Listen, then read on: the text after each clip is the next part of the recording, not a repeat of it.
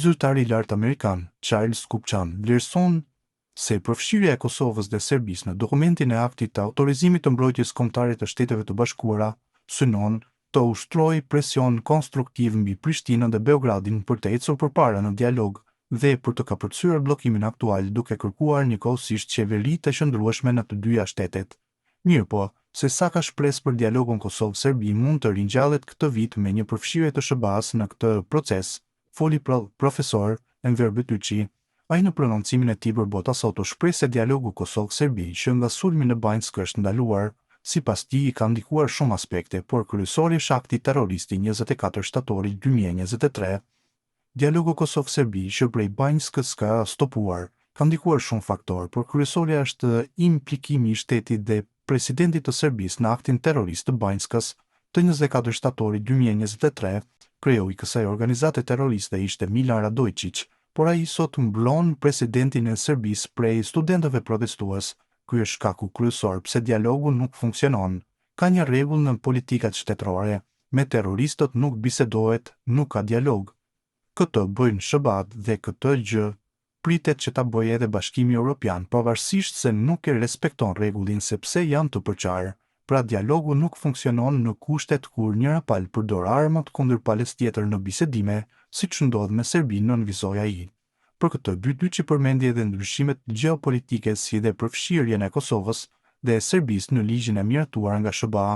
Ai theksoi se Kosova është në çdo pikpamje vendi më pro-amerikan në botë dhe e kësisoi, përfshirja e SBA-s në dialog do ishte sinjali mos e i duhur. Tani jemi në një situatë të re, revanshi amerikan për të zgjidhur ndikimin dhe influencën e SBA-ve dhe në vende dhe rajone që njihen si zona e influencë të Rusisë ose Kinës, jep sinjalin se zona e Ballkanit është pjesë e kësaj strategjie. Fakti që Kosova dhe Serbia janë përfshirë në aktin e mbrojtjes kombëtare të Shteteve të Bashkuara të Amerikës, do të thotë se Washingtoni nuk ka nevojë të përdorë forcën për të realizuar këtë. Nga këto dy vende, Kosova është në çdo pikpamje vendi më pro-amerikan në botë, por Serbia është në masë gati 90% anti-amerikane. Nëse marrim parasysh këtë pozicion të ndryshëm të dy vendeve, atëherë duhet besuar se dialogu i kërkuar në dokumentin strategjik të Amerikës mund të vazhdojë vetëm në drejtimin e Amerikës, nënvizoi ai. Krahas kësaj, profesori beson se SBA do të përfshihet në dialogun mes dy palëve, pasi që Trump nuk pëlqen të jetë vëzhgues në një proces të tillë.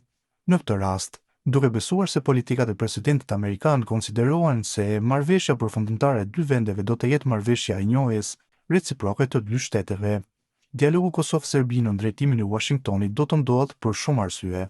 Së pari, se Amerika e sotme nuk pranon të bëhet vëzhguese e pasigurisë dhe mungesës së konsensusit evropian në përpjekje për të mbyllur konfliktin shqiptaro-serb në Kosovë.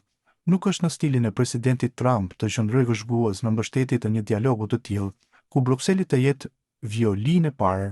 Nuk e percepton administrata e tij që një dialog midis Kosovës e Serbisë të zgjas 15 vjet. 15 vite bisedime janë zhgënjimi më i madh për Bashkimin Evropian, sepse ende Kosova kërcënohet seriozisht nga Serbia.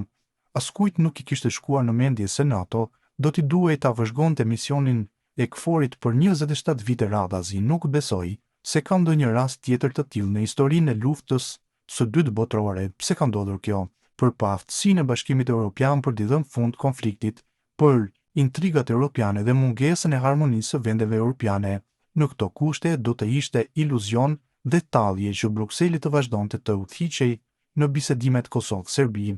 Për këtë arsye besoj se Trump do të krijojë trupën e tij të negociatave, e cila do të veprojë në stilin e diplomacisë së presidentit amerikan për zgjidhje të shpejtë. Nuk janë të përshtatshme për palët amerikane marrëveshja e Brukselit dhe aneksi i Ohrit. Dokumenti amerikan i strategjisë së mbrojtjes ka përcaktuar qartë se këto dy dokumente nuk përputhen me kufizimet që përcakton dokumenti amerikan. Kësaj kam arsye të besoj se marrëveshja përfundimtare e dy vendeve do të jetë marrëveshja e njohësër reciproke të dy shteteve, të Serbisë nga ana e Kosovës dhe anasjelltas e Kosovës nga ana e Serbisë. Mëtej ai komenton edhe deklaratën e Kupchan për qeveritë në Kosovë e Serbi, derisa tha se Beogradi shpejt do të krijojë institucionet e reja. Duke u bazuar në këtë, shtoi se dialogu do të shtyhet edhe për një vit deri te konsolidimi i qeverive të reja të dy shteteve. Në përfundim paralajmëroi se SBA nuk do të lejoj askënd të vendosë ndikimin në Kosovë, përfshirë BE-n. Zoti Charles Kuçan flet për kërkesën amerikane për formimin e qeverive të qëndrueshme si në Kosovë dhe në Serbi. Në Kosovë kemi tashmë një qeveri të qëndrueshme falë shprehjes së vullnetit të qartë dhe të fortë të qytetarëve të këtij vendi. Në Serbi janë parashikuar zgjedhje të reja gjatë vitit 2026. Nuk është e qartë nëse ato zgjedhje do të prodhojnë një qeveri të qëndrueshme në Serbi, si kërkojnë SBA-t, por edhe nëse po, atëherë duhet pritur që në Serbi të përfundojë procesi i zgjedhjeve dhe krijimi i institucioneve për të nisur me një dialog serioz midis palëve, ka thënë ndër të tjera Enver Bytyçi për Bota Sot.